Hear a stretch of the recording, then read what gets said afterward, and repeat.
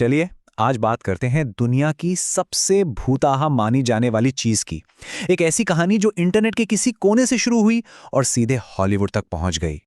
हम समझने की कोशिश करेंगे कि इंटरनेट पर यह डरावनी कहानी आखिर बनी कैसे, और सब कुछ साफ होने के बाद भी लोग आज भी इससे क्यों डरते हैं।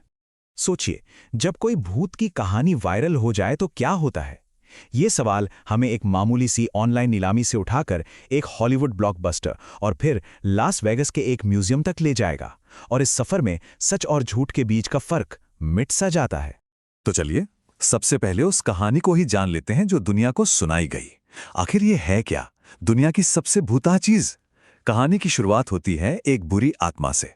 इस आत्मा को कहते हैं डी-बुक। यहूदी लोक कथाओं में डी-बुक एक ऐसी आत्मा होती है जो किसी मरे हुए इंसान की होती है और किसी जिंदा इंसान के शरीर से चिपक जाती है। ये शब्द हिब्रू से आया है, जिसका मतलब ही होता है चिपकना। मतलब ये आत्माएं आसानी से पीछा नहीं छोड़ती।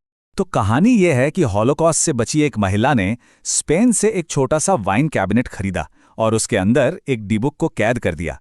कहते हैं कि ये कैबिनेट पीढ़ी दर पीढ़ी उनके परिवार में रहा और इसमें एक ऐसी खतरनाक शक्ति बंद थी जिसे कभी भी आजाद नहीं करना था। आप देखते हैं कि कहानी आगे कैसे बढ़ती है। ये जो बॉक्स था ना, इसके साथ जुड़ा था एक श्राप, एक श्रापित सिलसिला। ऐसा माना जाता था कि ये बॉक्स जिसके भी पास जाता उसकी किस्मत खराब हो जाती। ये बॉक्स कई लोगों के पास गया। 2003 में केविन मैनिस ने इसे ईबे पर डाला। फिर योसेफ नियाट्स्के नाम के एक कॉलेज स्टूडेंट ने इसे खरीदा। उसके बाद म्यूजियम डायरेक्टर जेसन हैक्सटन के पास गया और आखिर में 2016 में पैरानॉर्मल इन्वेस्टिगेटर जैक बेगन्स ने इसे अपने म्यूजियम के लिए ले लिया। और हर मालिक ने इससे छुटकारा पाने से पहले अजीबो-गरीब और डरावने किस्से बताए, जैसे मानो ये कोई ऐसा श्राप हो जिसे झेलना किसी के बस की बात नहीं थी। और ये श्राप क्या थे? लोगों ने बताया कि उन्हें अचानक स्ट्रोक आ गया, या फिर सपनों में एक बूढ़ी चुड़ैल दिखने लगी। कुछ को तो परछाइयां नजर आती थीं या आंखों से बिना वजह खून बहने लगता था। लगातार बुरी किस्मत, घर में कीड़े मकोड़ों का भर जाना, बिल्ली के पेशाब या चमेली जैसी अजीब गंध आना और गुच्छों में बालों का झड़ना, ये सब बातें इस बॉक्स से जुड़ी गईं। सवाल यह है कि क्या ये सब सच हो सकता है? अब जब कहानी इतनी फैल गई तो जाहिर है मीडिया का ध्यान भी इस पर जाना ही था, और यहीं से ये कहानी पूरी दुनिया में फैल गई। 2012 में इस कहानी पर एक हॉरर फिल्म भी बन गई, द पोजेशन। कमाल की बात को यह है कि फिल्म के मेकर्स, जिनमें इविल डेड वाले सैम राइमी भी थे, उन्होंने भी दावा किया कि सेट पर अजीब चीजें हो रही थीं, जैसे कि अचानक प्रॉप्स में आग लग जाना। इससे कहानी को और भी हवा मिल गई।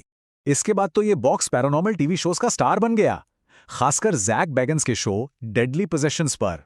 शो पर पुराने मालिकों ने अपनी अपनी डरावनी कहानियां सुनाई और आखिर में जैक बेगन्स ने इस बॉक्स को खरीदकर लास वेगस में अपने हॉन्टेड म्यूजियम में रख दिया। आज भी ये वहीं है। लेकिन ये कहानी असल में शुरू कहां से हुई? फिल्म से पहले, म्यूजियम से पहले, ईबे से भी पहले। बस यहीं से इस डरावनी कहानी की परतें खुलना शुरू होती हैं। तो दुनिया की सबसे भुताहा चीज की कहानी किसी पुराने स्पेन में नहीं, बल्कि एक ऐसे इंसान के दिमाग में शुरू हुई जो बस एक अच्छी दिलचस्प कहानी गढ़ना चाहता था। और ये रहा सबूत। केविन मैनिस, वो पहला इंसान जिसने इस बॉक्स को ईबे पे बेचा था, उसने 2015 में खुद ये बात मानी। उसने कहा, डी-बुक बॉक्स की कहानी का असली क्रिएटर मैं हूं, जो 2003 में मेरे ईबे पोस्ट के तौर पे सामने आई थी। मतलब सब कुछ मनगढ़ंत था। मैनिस का मकसद था एक रियल टाइम इंटरैक्टिव हॉरर कहानी बनाना। उसने खुद माना कि होलोकॉस्ट सर्वाइवर, श्राप, आत्मा, ये सब कुछ उसी ने बनाया था। क्यों? ताकि उसकी ईबे लिस्टिंग थोड़ी और दिलचस्प लगे। और कहना पड़ेगा, उसका ये आइडिया काम कर गया। ठीक है, तो अगर कहानी झूठी है तो फिर ये बॉक्स असल में है क्या? क्या ये बस एक मामूली सा डिब्बा है? देखिए, कहानी में इसे स्पेन का एक बहुत पुराना यहूदी वाइन कैबिनेट बताया गया जिसमें एक शैतान कैद है। लेकिन सच्चाई ये है कि ये 1960s के दशक का एक शराब रखने वाला मिनी बार कैबिनेट है, जिसे न्यूयॉर्क के रॉबर्ट बी कैरेफ ने बनाया था। मतलब कोई पुरानी श्रापित चीज नहीं, बल्कि एक आम सा फर्नीचर का टुकड़ा। और बॉक्स के अंदर की श्रापित चीजों का क्या?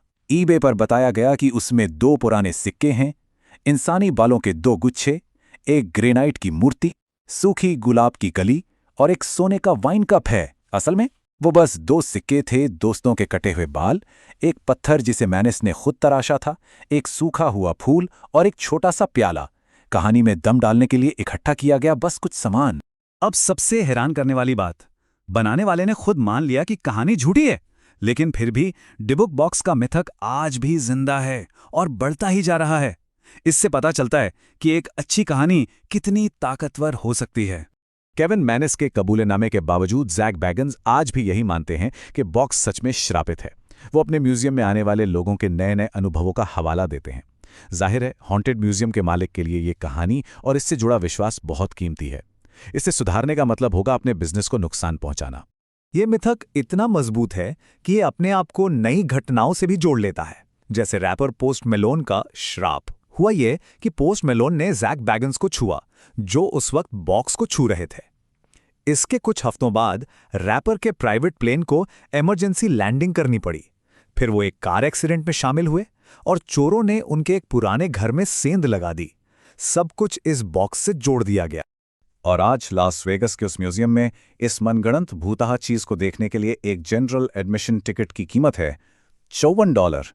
इससे पता चलता है कि एक अच्छी कहानी की कीमत क्या हो सकती है।